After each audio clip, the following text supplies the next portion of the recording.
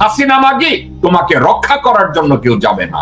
বানর মুখ কামাল তোমাকে বাঁচানোর জন্য কেউ যাবে না। কুত্তার বাচ্চা, তোমার তত্ত্বাবধানে তুমি নূরকে, গণ অধিকার পরিষদের নূরকে শারীরিকভাবে যে নির্যাতন করিয়েছ, তোমাকে যদি 55,000 বর্গ মাইলের মধ্যে কেউ পায়, তোমার পাছায় যাতে 1 লক্ষ ডিম ঢুকানো হয়।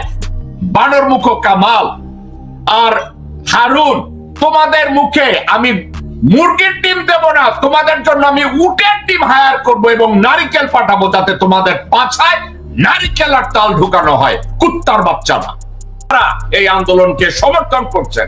আমি আপনাদেরকে হুঁশিয়ার করে দেই একটা কথায়, তারা কথায় কথায় এখানে সেখানে আন্দোলন করবে, এরে করবে, ওরে করবে।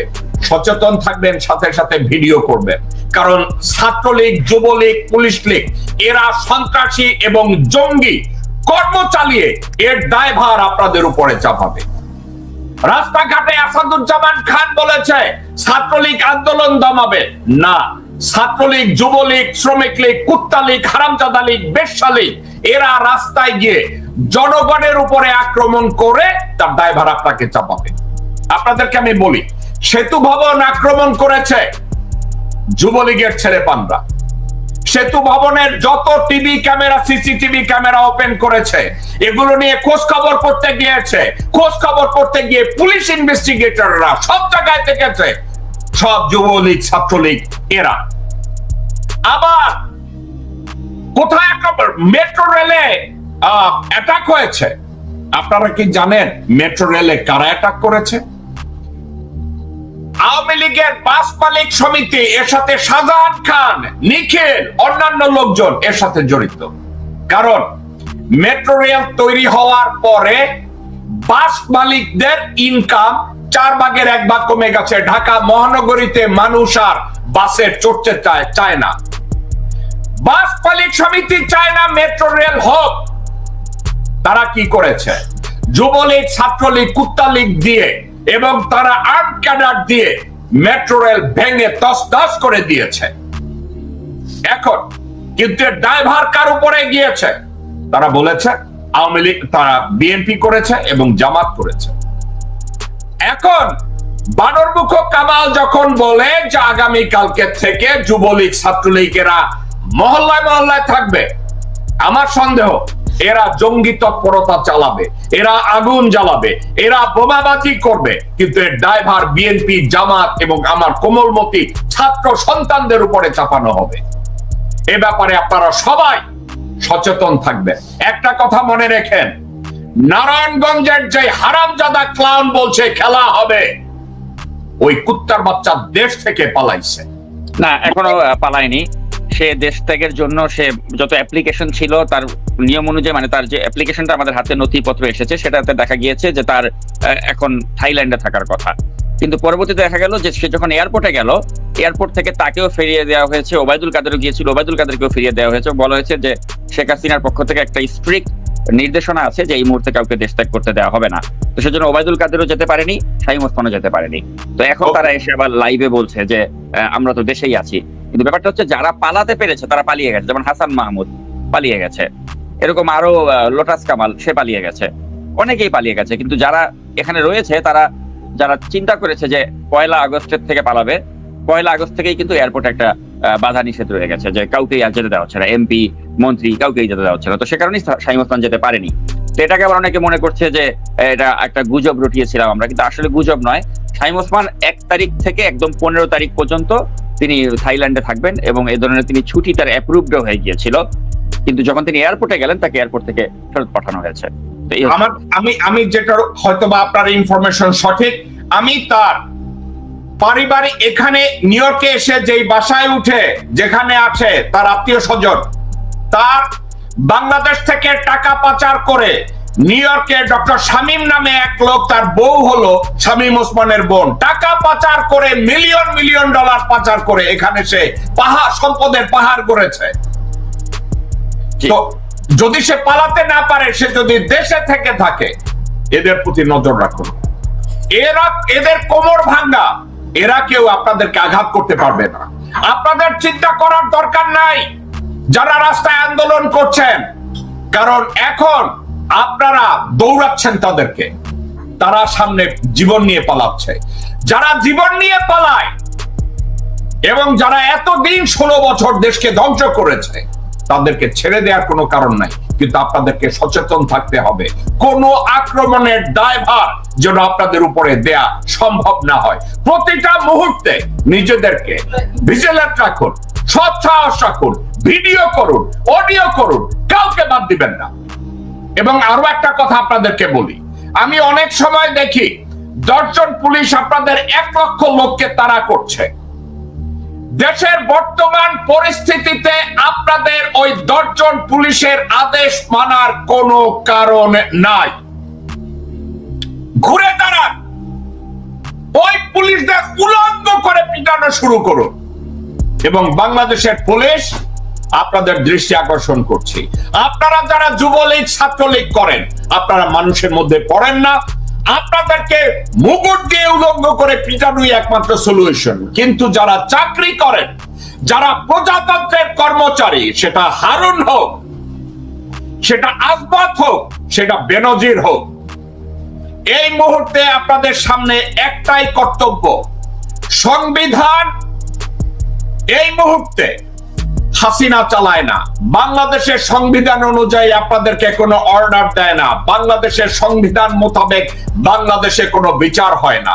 যেহেতু সংবিধান তারা ঠিক মতো করছে না, সেহেতু আপনাদের সবার প্রতি আহ্বান, স্পেশালি পুলিশ, র্যাব, বিজিবি, আমার সন্তানদের উপরে আক্রমণ করবেন না, আমার অভিভাবকদের উপরে আক্রমণ করবেন না, আমার শিক্ষকদের উপরে আক্রমণ করবেন না।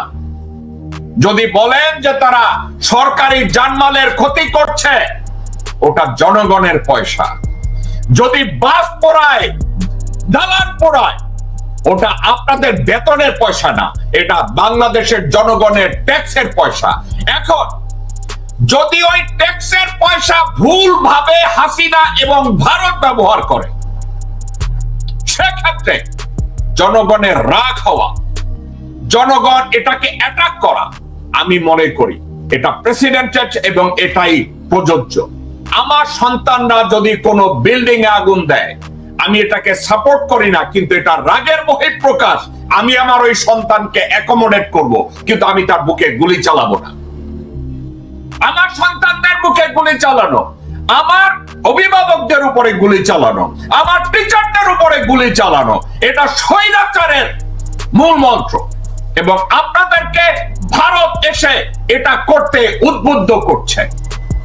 মনে রাখেন, এই সরকার, তাদের নাবিশ্বাস এখন নাগের ডগায়, যে কোনো সবাই সরকারের পতন হবে। আপনারা যারা এই কাজ করেন, আপনারা হয় মারা যাবেন। কিন্তু একটা কাজ আপনাদেরকে বলে রাখি, মনে আছে তো রংপুরে ইউনূস কি করেছে?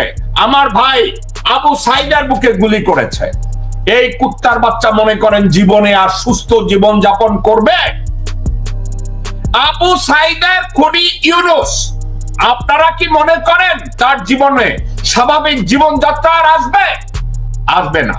পুলিশ ভাই বোনরা, র্যাবের ভাই বোনরা, আর্মির ভাই বোনরা, শিক্ষা নিন। আজকে তাকিয়ে দেখুন, হারুনের বাচ্চা হারুন, এই শুয়োর আমাদের দেশের কত আলেম ওলামা তাদের দাড়ি ধরে অপমান করেছে। আমার দেশের শ্রদ্ধেয় রাজনীতিবিদদেরকে রাস্তাঘাটে পিটিয়ে তারা করেছে। হারুনের অবস্থা কি হয়েছে দেখেন। হারুনের অবস্থা এর চেয়েও খারাপ হবে। হারুন নিউ ইয়র্কে বউয়ের নামে আর শাহজাহান নামে কোন এক লোকের নামে তুমি বাড়িঘর কিনেছ। তুমি নিউ ইয়র্কে আসো, তোমার যন্ত্র যেটা বাংলাদেশে বের করেছো, আমি এখানে কাটার ব্যবস্থা করব। কুত্তার বাচ্চা, তুমি নিউ ইয়র্কে একটু পাড়া দাও হারুন, আমি তোমার জন্য অপেক্ষা করব। ঠিক আছে? আর বিপ্লব কুমার সরকারের মতো লোকজনরা, এই কুত্তার বাচ্চারা কাশি চলে যাবে, দেশের সবার ক্ষতি করে, জানমালের ক্ষতি করে, আড়ালে সরকারি ক্ষমতার অপব্যবহার করে বর্ডার ক্রস করবে। বর্ডার ক্রস করে তারা কাশি যাবে, ওখানে গিয়ে ডুগডুগি বাজাবে। বিপ্লব সরকারের কোন আত্মীয় স্বজন আপনারা যদি কোথাও জেনে থাকেন, চিনে থাকেন, এই কুত্তার বাচ্চাকে উলঙ্গ করে রাস্তার ভিতরে তাকে পিটিয়ে লোলা বানায়া ছেড়ে দেয়। এটার জন্য আমি পুরস্কার ঘোষণা করেছি। আমার পুরস্কার এখনো অ্যাক্টিভ। আমার পুরস্কার 10 লক্ষ টাকা এই কুত্তার বাচ্চার জন্য এখনো অ্যাক্টিভ। এটাকে সামনে নিয়ে আপনারা এগিয়ে যান। হারুনকে এখনো চাকরি থেকে বাদ দেওয়া হয়নি, এই কুত্তার বাচ্চাকে পোস্টিং দেওয়া হয়েছে। আমি একটা কথা বলি আপনাদেরকে, ইউনিফর্মের সার্ভিসে একটা জিনিস অত্যন্ত জরুরি। Army, navy, air force, police, RAB, এদের ভিতরে একটা কন্ডাক্ট অত্যন্ত জরুরি। কি? এটাকে বলে মোরাল টার্পিটিউড, ক্রাইমস ইন মোরাল টার্পিটিউড। নীতিগতভাবে একজন মানুষকে অনেক উচ্চতায় থাকতে হবে, পজিটিভিটি থাকতে হবে। কিন্তু একজন মানুষ যখন ক্রাইম করে, অপরাধ করে, এবং এমন একটা অপরাধ যেটা মানবতা বিরোধী, এমন একটা অপরাধ যেটা নীতি বিরোধী, এটাকে বলে ক্রাইমস ইন মোরাল টার্পিটিউড। হারুন যা করেছে, নৈতিক স্খলন থেকে শুরু করে তার দোষের অভাব নাই। এই কুত্তার বাচ্চাকে কেউ যদি উলঙ্গ করে রাস্তায় ছেড়ে দেয়, এর সাবঅর্ডিনেটদের দৃষ্টি আকর্ষণ করে বলছি, এই কুত্তার বাচ্চার মুখের উপরে পেশাব করে দেন। এই কুত্তার বাচ্চা বুঝতে শিখুন। আমি কনক্লুড করব সাকিবের প্রশ্নের জবাবে। হাসিনা শেখ, মহল্লায় মহল্লায় তোর ডাকে আর কেউ যাবে না, কারণ তুই এখন বুড়ি বেশ্যা। বুড়ি বেশ্যার উপরে জনগণের আকর্ষণ থাকে না। বুড়ি বেশ্যার উপরে মৃণাল কান্তিদেরও আর আকর্ষণ থাকে না। বুড়ি বেশ্যার উপরে শাকিলেরও আর আকর্ষণ নাই। বুড়ি বেশ্যার উপরে এখন মাহবুব হানিফের আকর্ষণ থাকলেও তোর পাছায় তেল মাখে শুধু না মারা যাওয়ার জন্য। তোর জন্য রাস্তাঘাটে কেউ যাবে না। রাস্তাঘাটে জনগণের সামনে যদি ছাত্রলীগ, যুবলীগ, পুলিশ লীগ কেউ যায়, একটা কারণে যাবে, সেটা হচ্ছে একটা, জঙ্গি তৎপরতা চালিয়ে বোমা ফাটিয়ে এর ড্রাইভার বিএনপি, জামাত এবং আমার দেশের কোমলমতি ছাত্রছাত্রী সন্তানদের উপরে চাপানোর জন্য সে রাস্তাঘাটে যাবে। হাসিনা মাগি, তোমাকে রক্ষা করার জন্য কেউ যাবে না।